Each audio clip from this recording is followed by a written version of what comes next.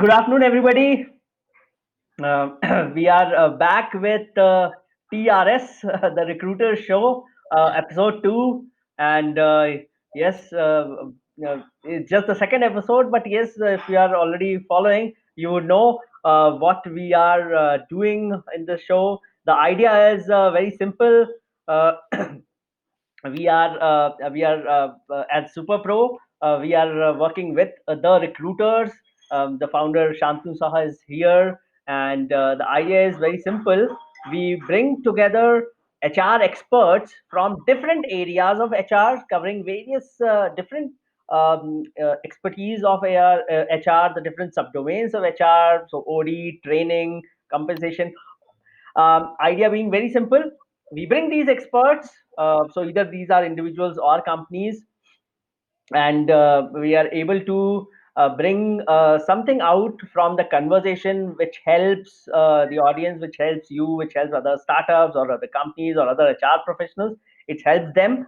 And of course, the experts that you will find here on the show, you will be able to book a call with them on Super Pro. The links to their profile, the link to the booking page will be shared in the chat, and it's available very much on therecruiters.net. Yeah, the website of the recruiters, therecruiters.net. You go to the experts page and you will find the list of all the experts. Okay, I won't take any more time today. Yes, so we have Shantanu as usual, the main host, and the guest for today we have is Miss Kovida Priyam. Yeah. So she is a lawyer based in Delhi, posh expert. Kovida is a graduate from the Campus Law Center, Delhi University. She has been mentored by stalwarts in a field like judges of the higher judiciary and very able litigators. So prior to beginning her journey in the practice of law, she served as a researcher to Justice Vipin Sanghi at the Delhi High Court, where she extensively researched on laws relating to sexual offences. This experience, she says, is what drove her decision to dive into ensuring safer workspaces in India. She holds an experience of more than 4 years and has been a posh expert for the last couple of years.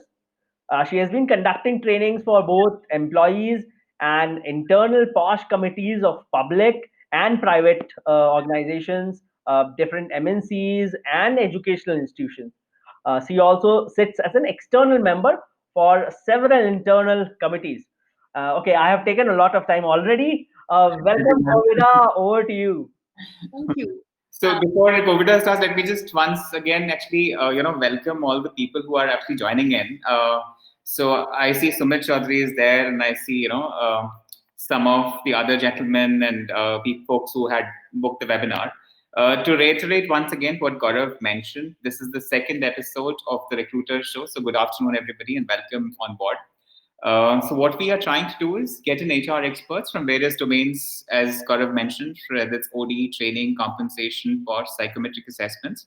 And both individuals or organizations are on our platform, which has been developed by superpro.ai. And all these experts are available on our experts page of the recruiters.net. And they can all be booked from there. So today, and going forward in all the episodes of the Recruiter Show, we are, sort of doing meet up with these experts and talking about the area of expertise of these experts.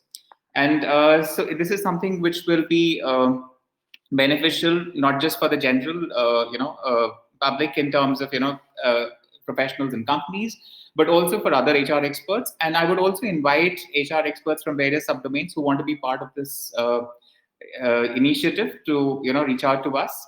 Now, without further ado, as Kovida has already been introduced, so she has a good experience and is very passionate about Posh. So over to you, Kovida. Can you tell us a little about your journey into Posh?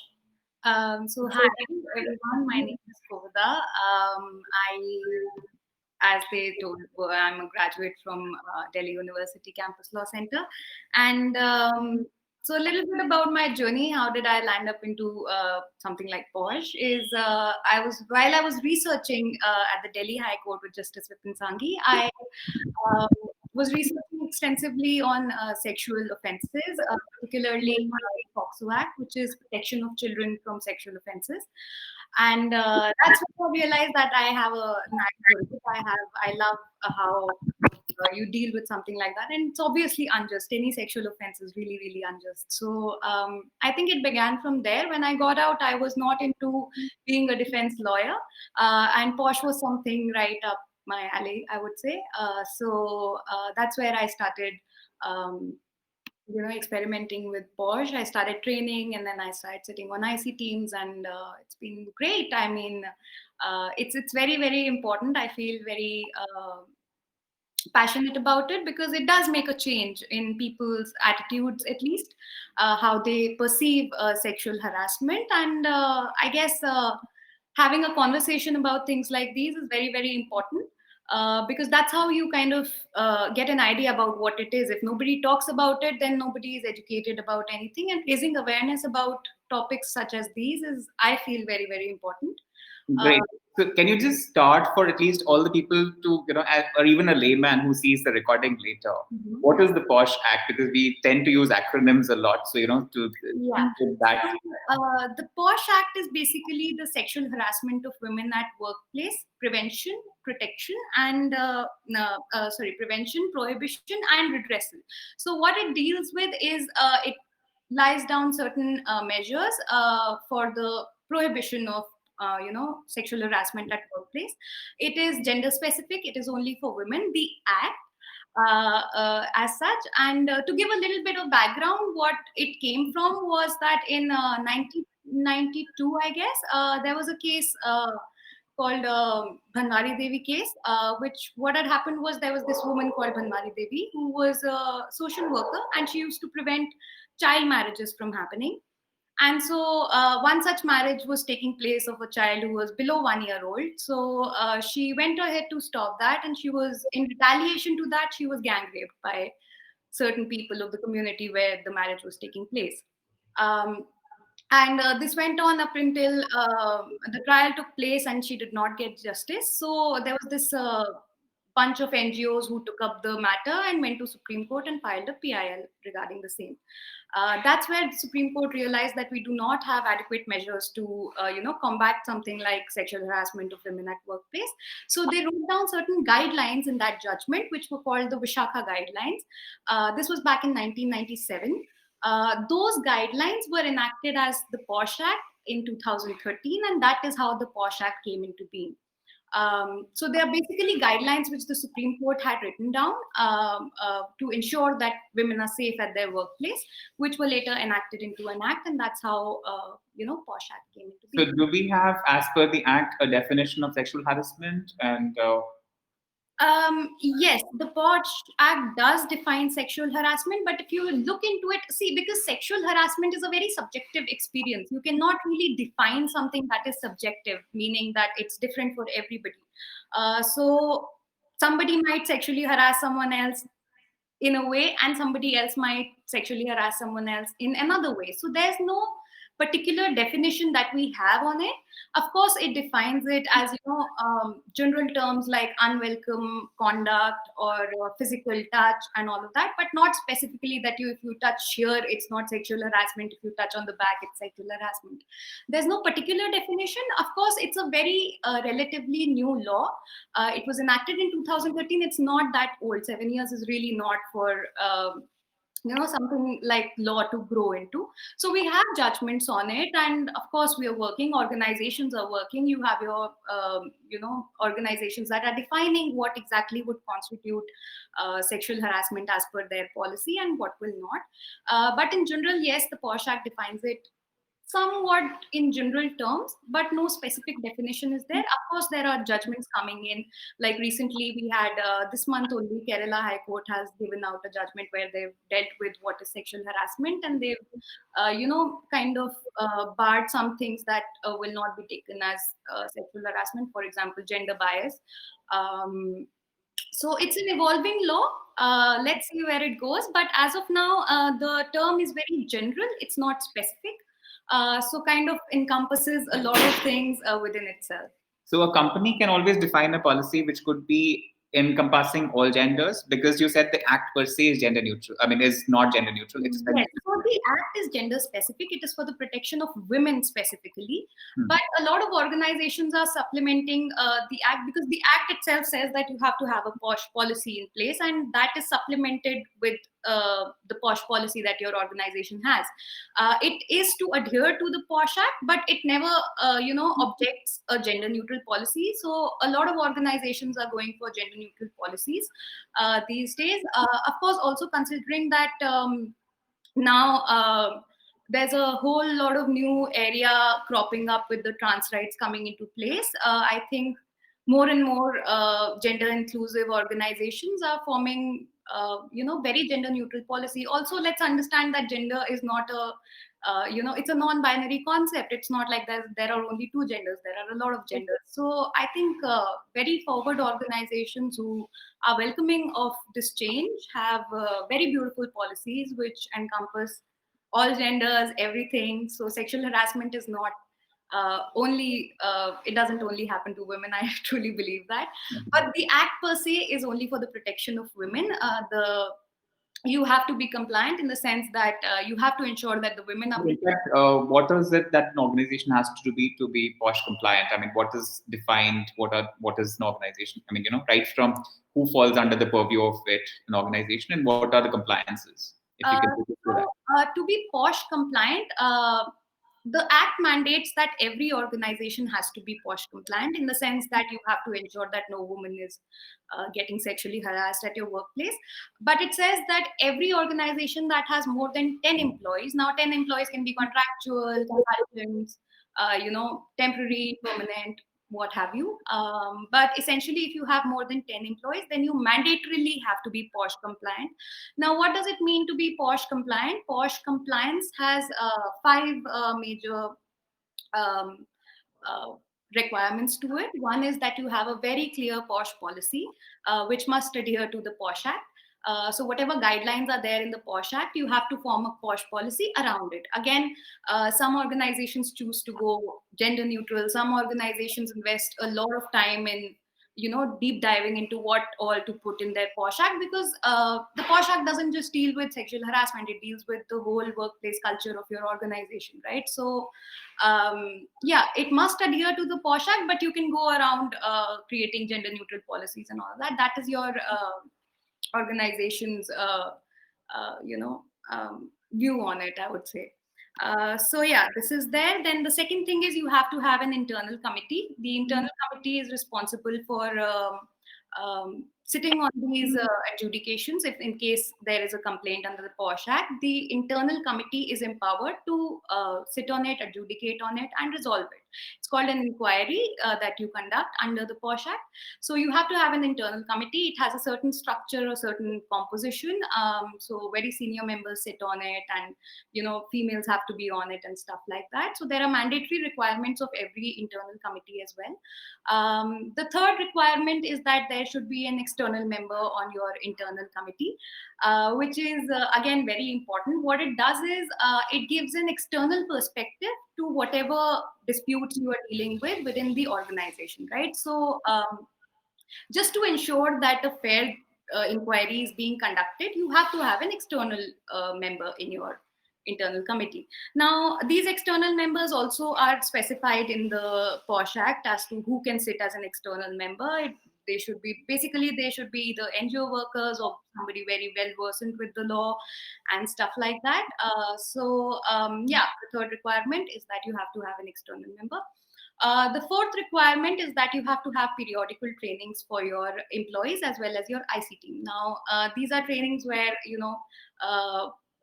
POSH experts come in and they talk to you about what is the law and how do you avoid sexual harassment at workplace, and what can fall within the definition, what cannot fall within the definition, and stuff like that. Basically, it's a sensitization session that people do for employees as well as IC teams. Now, the IC teams, because these are usually management people who might not be, very well versed with how to conduct an inquiry because they've not maybe had this kind of experience and stuff like that. So it is very, very mandatory and a duty of the employer to equip your internal committee with the specific knowledge of how to conduct an inquiry. So, which is why the IC team also needs to be done. Be doing periodical trainings about what is happening in the field and stuff like that. The fifth and final requirement is that you have to file annual reports. One goes to the district officer. A district officer is appointed at, again, every district level. You have to submit, the internal committee prepares a report about what many cases came, how did you resolve it, how many were resolved in the specific timeline, because it's a time bound process. So, particulars about your complaints coming in, and did you get the training sessions done and stuff like that. And one report has to be attached to the with your annual ROC reports. So the fifth measure is that you have to comply with the annual report filing requirements. And once you're done with these five, you're supposed to be POSH compliant. Okay, great. So now, Kavita, you were telling that all these five things have to be met. Now, what if an organization does not have any female employees? It's all 100% men, but even if they're 100 employees, what do they do then? So the POSH Act does not only stretch through your employees, as in the aggrieved woman, what we call, can be any woman who was sexually harassed at your workplace, right? So it can be a client, it can be a third-party worker, maybe some sanitization workers were sexually harassed or something like that. So it does not only cover your employees, it covers any woman who comes and says that I was sexually harassed at your workplace. Which is why even if you're an organization that is only male, you have to be POSH compliant, given that you're more than 10 employees. Then you have to be mandatorily POSH compliant. But in essence, every place, even a home with domestic workers coming in and working, that also has to be POSH compliant, and their complaints are also dealt with the local committee. So every district is supposed to have a local committee as well, which is formed by the government. And so if there is a domestic worker who's been sexually harassed, that is where they report it to. So in terms of, you were mentioning about training these people in organizations. What is gender sensitization training, and how is it different in terms of, do you tell about the act per se, or is it that is it something because people find it difficult to complain about sexual harassment, and that is why you have to sort of sensitize? People may not even know that they're harassing someone, so it could be unconsciously being done. So that sensitization from that. Absolutely. And which is why it is mandatory to have these sensitization trainings, because if you don't understand the concept of what is sexual harassment, how are you going to avoid it, right? So in a lot of sessions that I go to, the first response is the men are just sitting like, okay, this is not for us, this is only for women. And I go and I talk to them and I tell them that no, it's more importantly for you, because if you don't know what behavior might constitute sexual harassment, how are you going to avoid that behavior? Right? So which is why these trainings are called sensitization trainings, because we don't just go and say, oh, the act says this is under section 2 and this is under section 5 and stuff like that.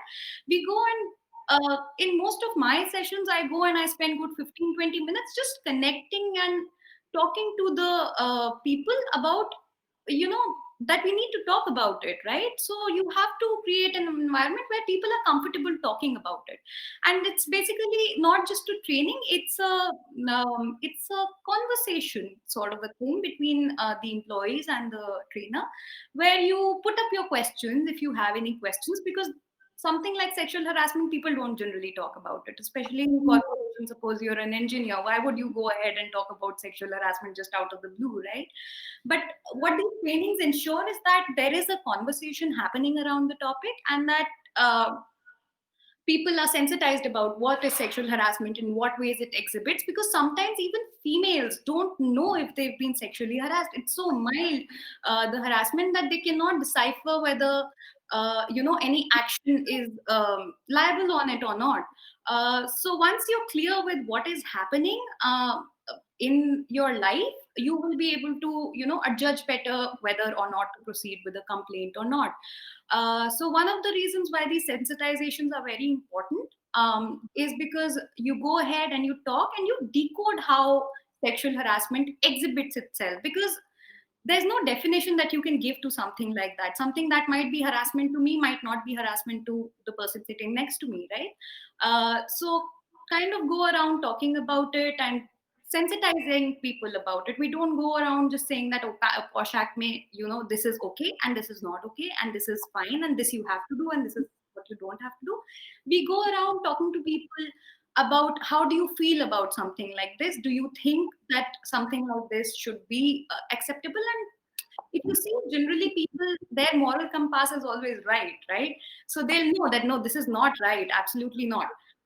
So that kind of conversation stirs up discussions around it, and then people feel empowered. In case they are sexually harassed, they will have the power to speak up against it, which I think is the best way. If you speak up against sexual harassment, that's the best way. You don't have to complain, you just have to have uh, it within you that, yeah, I know this is wrong, so I'm going to take a stand on it.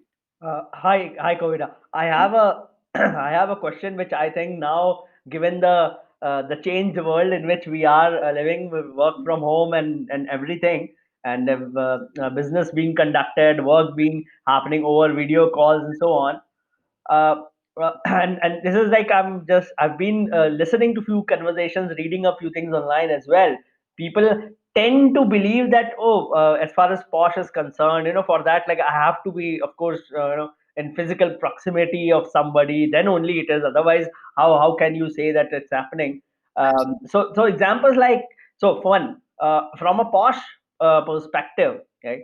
uh, are the video calls or these remote sessions are also under its purview? So let's first understand that there are two questions that I'm going to address, although you have just one, but two aspects of this question. One is whether, you have to be in close proximity to somebody to harass that person. And the second aspect is, do you have to be at your office to harass that person for it to fall under prevention of sexual harassment at workplace, right?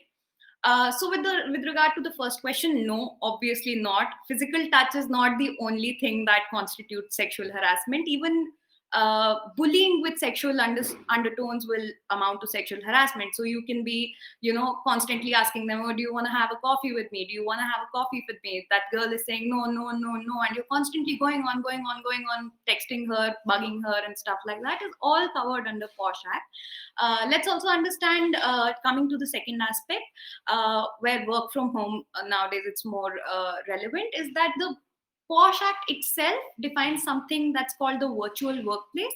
Now, what the virtual workplace means is it's a very wide concept. It covers your WhatsApp chats, it covers your emails, it covers your video calls, everything that is happening virtually regarding your workplace is covered under virtual workplace. So it does not matter if you're being sexually harassed on texts, calls, video conferences or what have you. All of that is covered under POSH Act. So it's not like you have to be in the office or you have to be in close proximity with the, aggrieved woman to fall under it. All of it. If you're sexually harassing, you're from your workplace, she's talking to you because she's associated with that workplace, obviously it's harassment at workplace.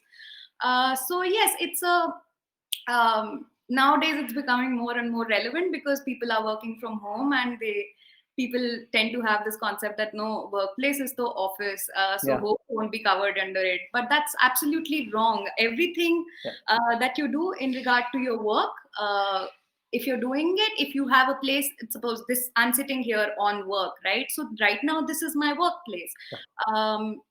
Albeit virtual. So virtual workplace is defined under the POSH Act, and all of these incidents that are happening virtually or on video calls or whatever is also covered under the uh, Shantanu, I have one more follow-up question. Yeah. Sure, sure. This is again something which I came across recently, wherein it so happened that now people are talking that uh, uh, whole day I'm on the video call, and then yeah, back-to-back calls, and I was on the call. I forgot that I didn't have my shirt on. Yeah. Or I forgot, that no, I wasn't dressed. I was just in my my vest and so on. Yeah. Why should that be made into a big deal? Yeah, there are female members in the team, but yes, my intent was not that. But so what's your take on that?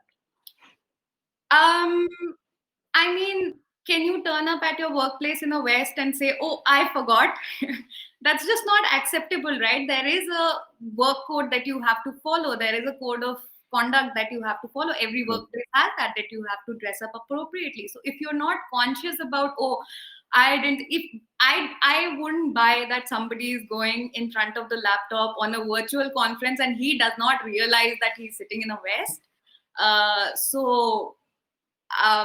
I don't know what to say to these people, but yes, it will fall under the POSH Act and a complaint can be registered regarding this kind of indecent behavior. And we see various, I think some lawyers have had these problems of inappropriate dressing, and lawyers have a very, high code of dressing up. You cannot appear without your proper lawyer attire in front of judges, especially. So a lot of lawyers also turned up in, something that was not acceptable attire, for which they did get a rebuff from the judges that you have to maintain your integrity at workplace, and dressing up is a part of that integrity. So it does not matter if you are working, albeit we do understand that you're at home, there's a comfort space and stuff like that, but when you're working, and everything that you do in regard to your professional career is professional.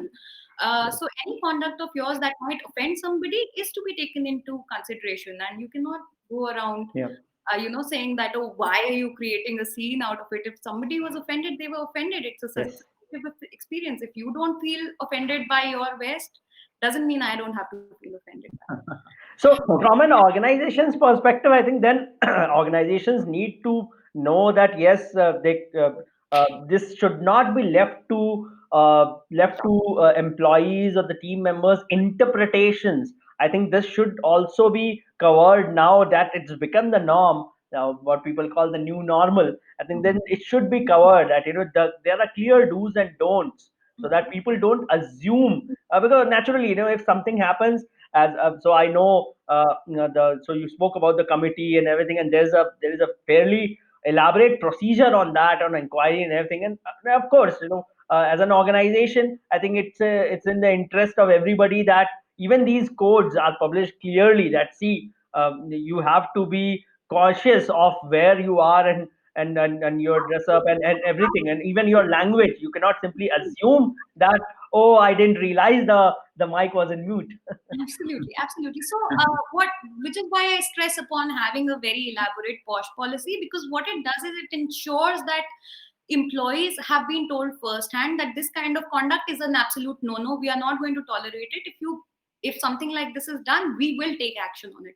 Which is why, again, coming back to the point that you need to have a very elaborate, very specific POSH policy about what kind of conduct you're okay with, and what kind of conduct is absolutely not tolerated. Again, coming back to the topic, that it has to adhere to the regulations that have been formed under the POSH Act. But apart from that, like, the POSH Act will not deal with it. They did not envision that we will be in a pandemic working from virtual workplaces. But then again, the interpretation of it, like right now, the IC team or the management or anybody can pass a regulation about how much effort do you have to put. If you say that as as an amendment to our POSH policy, we are now stating that while you're at virtual workplace or during your time of work, which is from suppose 9 to 5 or 10 to 6 or what have you, you have to be in proper conduct and the integrity of the workplace has to be ensured, which is not a very difficult step, right? If you already have a POSH policy, you add one more clause to it. That's not a very big thing to do. But yes, again, the duty falls on the employer or the management of the organization. You cannot let it be on the employees. Employees are not, they have to be cautious about their own professional journeys. But in case they misbehave or some misconduct is done, like turning up in non-acceptable attire, who is to blame for that? If you have not defined it, what are you going to do about it? Of course, it will be indecent and you can take action on it under IC. But then again, prevention is better than cure. True. At the end of the day, all this ultimately, the penalties have to be borne by the employer, right? So Kavita, in fact, having a POSH policy and the act helps in terms of, that you have an environment which is safe for work, as a safe workplace for females, right? Absolutely. And that's the basic thing, and which will help increase productivity. So that's like you can say the genesis of why we have a policy and an act for it. But if there is a violation, then there is obviously, a penalty. So if you can tell us something about the penalties that would be, there, and what kind of violations could be there. And So, of course, the penalties that employers impose, or even the IC team, the recommendations that they give are, proportionate to what kind of misbehavior or misconduct you've shown, right? So it's not like if you said something like, "Oh, you're looking so hot today," to some female. Now she might get offended, and some calling somebody hot does have a sexual undertone to it, and she might go ahead and lodge a complaint that he said, "Oh, you're so hot." But are you going to fire an employee just because he, by maybe not intentionally, but he did say, "Oh, you're looking hot today," right? So of course you're in grave instances of sexual harassment where there might have been physical touching, and the trauma must have been immense for the female who experienced it. Of course you have to take very heavy measures where you can go ahead and terminate that employee, or uh, ask for a monetary compensation which you can give from his salaries or whatever. and what about the government in terms of the POSH Act? What kind of penalties can they lay on the employer for not having, say, a POSH committee, or not following all the guidelines which are there? So if it comes to the notice of the government, nowadays the government is getting really, really proactive. So they are sending out show cause notices and what have you, or not having an internal committee, or not reporting it wherever it is required. But of course, they can penalize you in monetary terms, and that can be really, really hefty. In terms of what would it take for you to have a POSH compliant organization versus what monetary penalty you're ultimately paying for not being POSH compliant. That difference can be a huge one. Then again, if you repeat the same offense, if you're still not POSH compliant, they can double it, triple it, quadruple it, or whatever. And then there have been judgments where I think Gujarat High Court and Delhi High Court have gone ahead and given monetary, asked for monetary compensation for the females who were sexually harassed, or the females who said that I did not have an internal committee to report to, so I had to take the matter to the court and stuff like that. They've gone on to the tunes of 1.6 crores and, to say 8.5 lakh rupees. So yes, there are very, very heavy chances of heavy monetary penalty. And some states have apps and all that also to directly report, right? I mean, Apart from that, the organizations, if you're not POSH compliant repetitively, they can also cancel your licenses. They can revoke any privileges that might have been given to you. They can bar you from doing business altogether. So I think that is the most heavy penalty that the government can take against you. If you fail to POSH compliant repetitively, then they will cancel your licenses as well. And you had mentioned that some states have their own apps where employees can directly report to the government if there is some kind of an issue. So that becomes a counter check. Yeah. So every district level pay, there is a district officer who's appointed, who's supposed to see to it that POSH compliance is being done. Of course, it is a new act.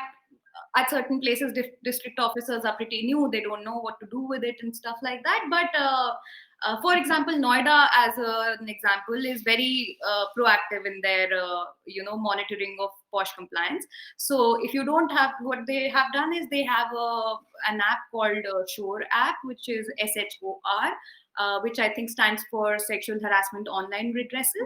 I'm not too sure, you might as well want to check, but it's spelled as SHOR, where you have to, every organization that is functioning from the Noida area has to register the details of their internal committee on the app. And that is how they're monitoring if you're POSH compliant or not. And of course, annual reports and all go. So it depends on what district you're in.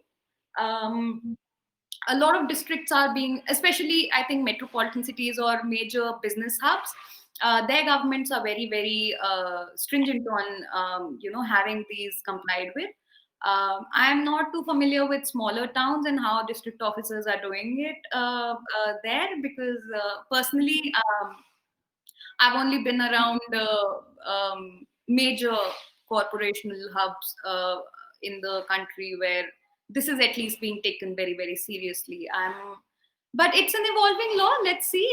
I do have hope that eventually every district officer will be very, very strict with the regulation. But it will take time because it's an evolving law. People are not really that aware about what exactly the act is and what exactly has to happen under it.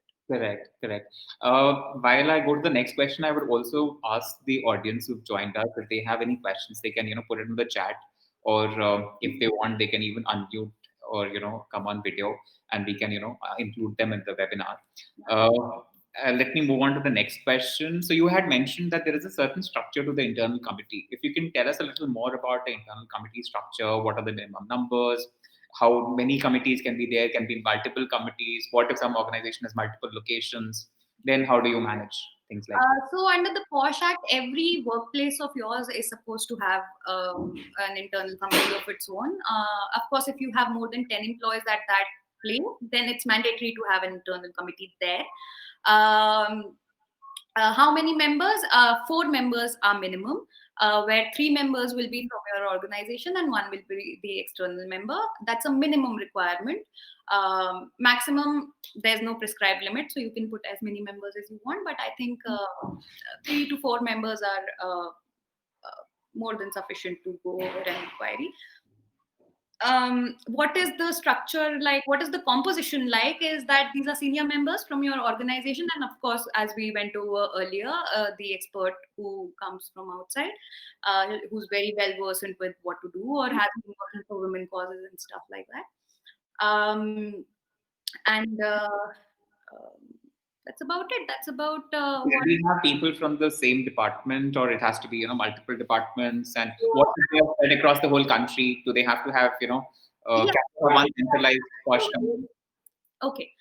Structure-wise, some organizations prefer that they have one internal committee at the workplaces at every office, and then they have a central internal committee to monitor or to regulate all the internal committees. That is all. It's not prescribed by the act, but that is an kind of initiative that organizations are taking, which is very it's good because the senior most members can sit on that committee. Because obviously, if you have a very big organization functioning from say 20 cities, now these senior members, they might not be able to travel to all these 20 cities and do everything, because it's a time bound process, right? So you have to complete the inquiry within a specific time. So if they are not able to travel, yes, they have the resources there. They have an internal committee sitting in the city who can resolve the process. If any problems arise, of course, the senior internal committee or the overlooking internal committee can pitch in, right? And then yeah, that's about how things And are. if you have a complaint against a member of the committee, then what happens? So the member has to step down from the committee. For that duration, you appoint another member if there is a member lacking from the required number of members. Otherwise, if suppose you have 6 members in your internal committee and one of them is challenged, he or she can step down, and you still have 5 members, so they can proceed with the inquiry. But if there is a complaint against the internal committee member, they have to step down. Okay, okay. So, is there some? I mean, does the committee sit even if there is no complaint, or they will only sit when there is a complaint? To this way. Actually, that's not really prescribed by the act as such. There has to be a committee in place. Of course, you have to have a committee. It doesn't mean कि जब complaint आएगी then only you form your committee. You have to have a committee perpetually, right? Now, some organizations prefer that at least once or twice a year the committee should meet to go over policy changes and stuff like that for consultation purposes, irrespective of whether a complaint has come or not. When a complaint does come, then obviously the committee sits and takes ahead the procedure. But What about training? They have to be trained at a certain duration, like employees. Is there a duration which is mandated, or is it like once a year for the employees as well as for the committee members? So once a year is, I think, the minimum that you can do, because every annually you have to submit your report, and in that report you have to mention if you've trained your IC team and your employees, right? So at least once a year you have to make sure that your committees are being trained. Why this is very important, especially for internal committees, is because the law is evolving, right? And so it doesn't stop evolving. Like recently, the Delhi High Court, I think you had put up this question and I skipped it, but coming back to that, the Delhi High Court said that in public organizations, or even private for that matter, it is preferable that in the internal committee, when it's dealing with an inquiry, the people from the same department do not sit on the internal committee, because it could be biased, the inquiry of it. Of course, with very large public organizations, that's possible. With very small, suppose a startup who doesn't have more than like 15, 20 members, how do they change senior members like that? So in that case, you just have to work with what you have. But then again, periodic sensitizations are very important for IC teams, because as the law is evolving, you have to be updated with what judgments are coming, what rules are coming from the Ministry of Women and Child Development, what practices are happening around in corporations. See, because a very key stakeholder in this entire framework of POSH Act is the organization that's setting up the POSH policy. If your policies are very revolutionary and stuff like that, then you're kind of leading the way for the law, and people can practice that around you, or kind of inculcate those practices within your organizations also. Which is why I always advocate that organizations are very key stakeholders here, and if they are not proactive with having good policies, having periodic sensitizations and all, then the effect of law is kind of diluted. And what happens in a typical POSH session? I mean, and one more question. I mean, as a member of the internal committee, the external member, can they also do the training? Absolutely. Anybody can.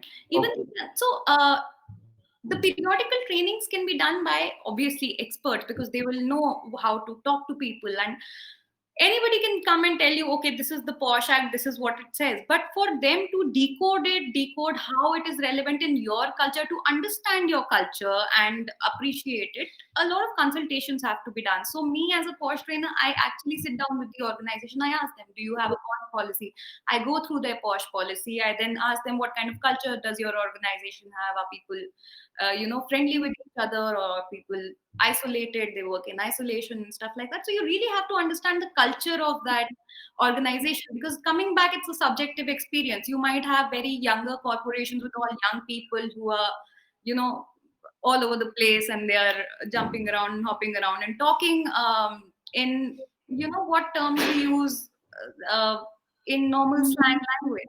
But that might not work in, suppose, a public organization, because people are more structured there. There's a structure, and people shuffling, transfers hote hain, and new people join in and stuff like that. So you really have to understand the culture of the organization. Linking it to the next question, what happens in the typical session is we go ahead and we sensitize it.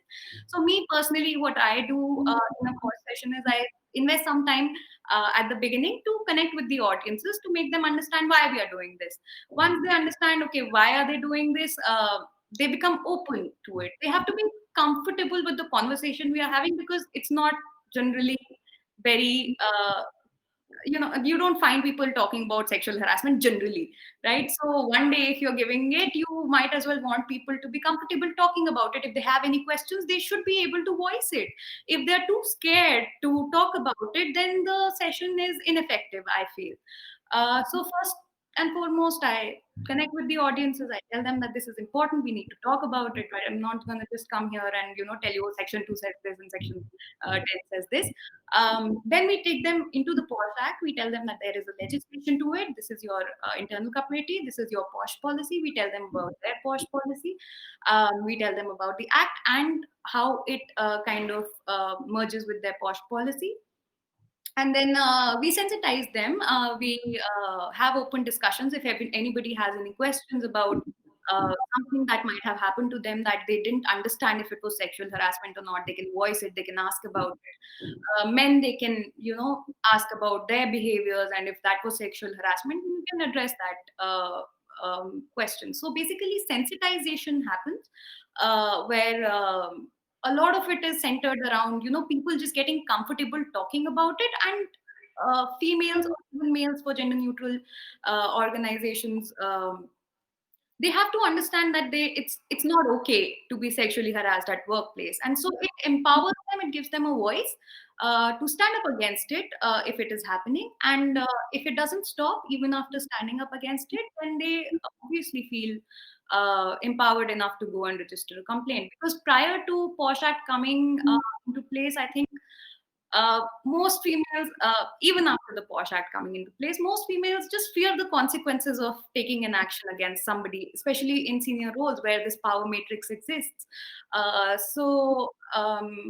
think what sensitization really does is it gives you a voice, it gives you clarity about what exactly is sexual harassment, how to avoid it. Again, coming back to the topic that it's a subjective experience. Now, suppose I said, "Oh, you're looking very hot today," and somebody got offended. Uh, Obviously, you cannot fire somebody about it, right? But when you register a complaint, that person will be reminded that, oh, it's not okay to say this to just anybody. Maybe somebody who welcoming of it can be told about it, but somebody who does not welcome it certainly can go file a complaint. So he will monitor his own conduct better next time. So that's what we do in the sensitizations as well. We tell them that these kind of behaviors might be objectionable to a certain class of females or males, or anybody, and you might as well avoid it. If you've done it, please apologize. I'm sorry, you muted, Shantanu. Sorry. Can you come across? Do you come across cases where you have vengeful complaints that come across with a motive, and how do you identify those complaints? Because when you have such an over-encompassing act, the tendency to misuse would also be there. Absolutely. I am a firm believer of how these rights are double-edged swords. They can be used both ways. They can be used for protection as well as satisfying the vindictiveness of a woman. Absolutely, it can be. And not a lot of, but yeah, some complaints do crop up which are acts of just vindictive behavior. See, the cases that we are dealing with, the inquiries that are happening, are all circumstantial. So it's not like somebody wrote it on paper that, something like, "Come meet me there," right? It doesn't happen like that. Somebody said it, and that's how the reaction came and stuff like that. So it's all circumstantial evidences that we are dealing with. It's very evident. Also, let's understand that in certain cases it's not proved, but that doesn't mean that it hasn't happened, right? It might have happened, but you couldn't prove it. So in those cases, what do you do about it? So in a lot of cases, you really can't say anything about it. But if you feel that something like this might have occurred, you at least can take corrective measures for it, in the sense that you can tell the person that certain conduct of yours was not appreciated. We would appreciate if you kind of work on your conduct and refrain from it later. Coming to false accusations that happen, yes, they do happen a fair amount of time. And this is also a part of the sensitization training, where we go to females and we tell them that, listen, if you're taking law in your hands and abusing it, you will bear the consequences, and the act itself prescribes consequences, that the consequences that might have been implicated on the person who was accused will in turn go to the complainant of the whole inquiry. So yes, how do you ascertain it? It's all circumstantial. We look at the evidences, we look at what people are saying, and if there are any witnesses or anything. So yes, there is a whole process of taking evidences and sitting on them, deciding if they matter, how much weightage to give to what evidence. And one of the part of the IC training is, a very substantial chunk of it is about how do you weigh an evidence and what kind of evidences to take in cases that pertain to sexual harassment, because these are circumstantial things happening, and often you don't have evidences. So how do you adjudicate on it? I think that is one of the main areas that I focus on. In case you don't have an evidence, what do you do with a complaint? You cannot let somebody go, right? What if it had happened? So I think one good measure is to kind of at least talk to both the parties about it, what had happened, and stuff like that. Even if it is not proved, you might as well, warn them that if this kind of conduct is being exhibited, we do not appreciate it, and that in itself will be a warning enough for the perpetrator to refrain from next time. And there would be cases, where it is difficult to say that sexual harassment could be just plain harassment. It could be a difficult boss who's harassing everybody. So, what is the line? Is there some test of, okay, this is sexual harassment and this is harassment? Like, it could be making somebody work long hours. It could be, saying certain things which are. Absolutely, and I think that is where that fine line between harassment and sexual harassment, it's really really very very fine. So what we do have to see into is that there has to be a sexual undertone to your kind of harassment, obviously, or like. What you're talking about harassment, harassment can be anything. Suppose I am a manager and I'm saying I need this by the end of the day, and I need it and I need it, and I'm pinging you again and again, have you done it, have you done it, why are you not giving it to me, why are you not giving it to me? That's not sexual harassment. I'm just checking up on you on with regards to your work, right? So harassment is very different from sexual harassment. In sexual harassment, obviously there has to be an element of the sexual part of it, right? So there has to be, it could be that So, like you said, that if it is a woman, that Delhi High Court said that, uh, I mean, if you have a bias which is, say, misogynistic, or if you have a bias which is because I will not give you this work because you're a woman, then that's not sexual harassment, that's bias. absolutely not. That's absolutely not sexual harassment. That's gender bias. Now, gender bias also, I don't believe in it. Of course, I am a woman and I feel I'm perfectly capable of anything that a man is capable of. And I feel very few roles require, gender analysis into it. I think every human being is equal. So I don't support gender bias, but that's on a personal level. But that is not covered under the POSH Act. And the Kerala High Court recently gave a judgment on it that this will not be covered under the POSH Act. So suppose if I feel that, okay, this part of this job is much more suited for a male and not for a female, I'm not sexually harassing you in denying you of that opportunity, right? Sexual harassment obviously means that I am not just asking for sexual favors, just attacking your sexuality. That is sexual harassment. So that fine line has to be understood, which obviously happens in these sensitization trainings. You have to grasp the concept of how the sexuality of a woman or the modesty of a woman is attacked, and that is sexual harassment. When you attack that, then you're sexually harassing somebody else. It's not gender bias or checking up on your employees. It's absolutely not sexual harassment. And also understand that sexual harassment, the POSH Act has very very grave offenses. It's not like you're going to get just scolding from your boss or something like that. You have an inquiry, you have a proceeding. Obviously your IC teams time is going to be taken up in conducting that inquiry. A lot of resources will go into it, so it shouldn't be taken so lightly that if your management is pestering you about some work Like a domestic inquiry for termination under the ID Act kind of a thing, right?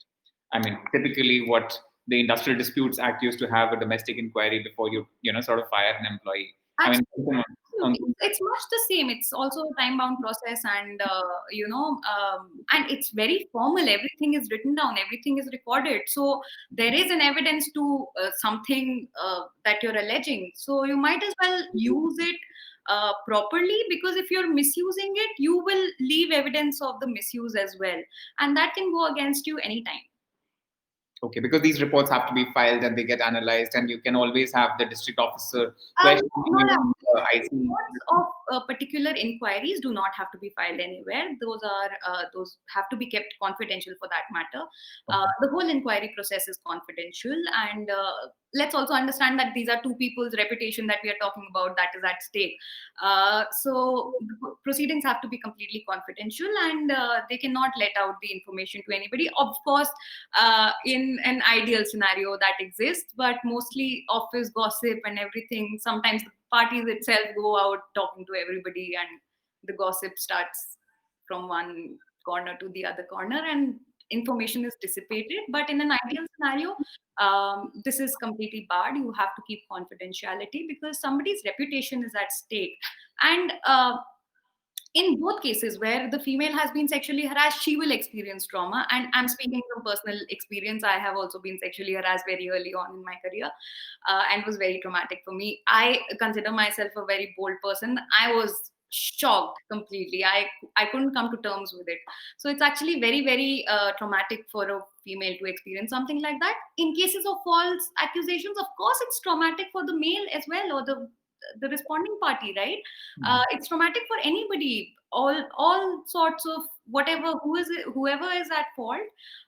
It will be traumatic for even a person who is at fault, might have said something that they did not intend, although intent is not important here.